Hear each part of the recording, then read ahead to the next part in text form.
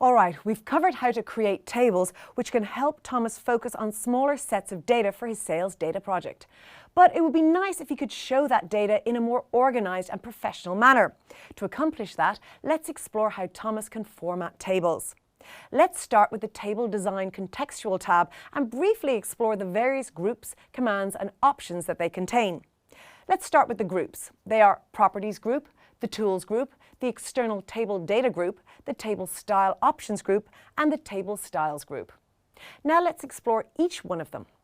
Whenever you're working with a table, the Table Design Contextual tab appears on the ribbon. Using the controls on this tab, you can modify just about any aspect of your table.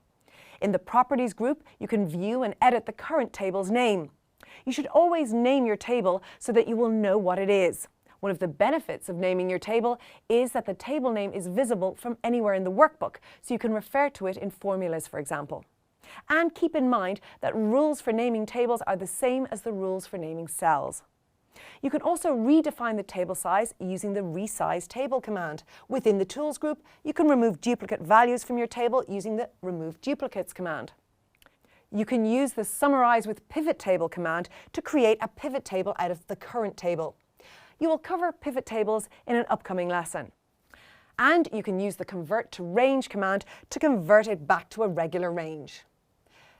You can also insert a slicer into the table using the Insert Slicer command. A slicer is a graphic that you can add to the worksheet to filter the table data. It's a good effect for presentation of results to others and makes it easier for the others to refine the data in the table.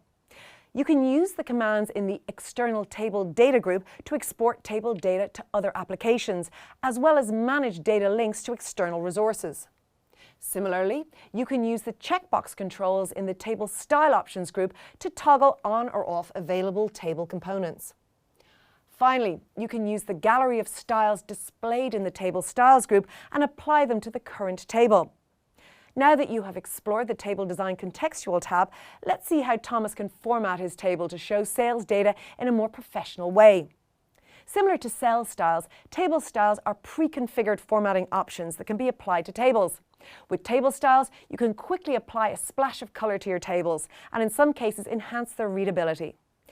While you do have the option of configuring your own table style, you can also select from a variety of pre-configured quick styles. You can find all of these quick styles within the Table Styles group of the Table Design tab. If you click the More arrow within the Table Styles gallery, it expands it to show more options.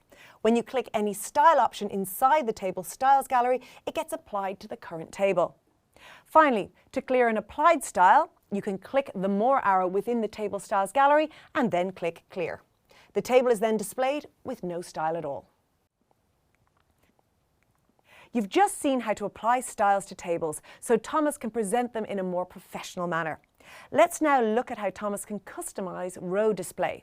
You can customize rows in a table through the enabling or disabling of banded rows and the inclusion of total rows. If you want to toggle banded rows, first select the table that you would like to work with and then click the Banded Rows checkbox in the Table Style Options group. Banded rows are enabled by default to make the data easier to read, but you can always choose to disable it. If you click the Total Row checkbox in the Table Style Options group, it inserts a total row at the bottom of the table. When the total row is shown, you will see that it appears bold and one or more of the columns will display a total.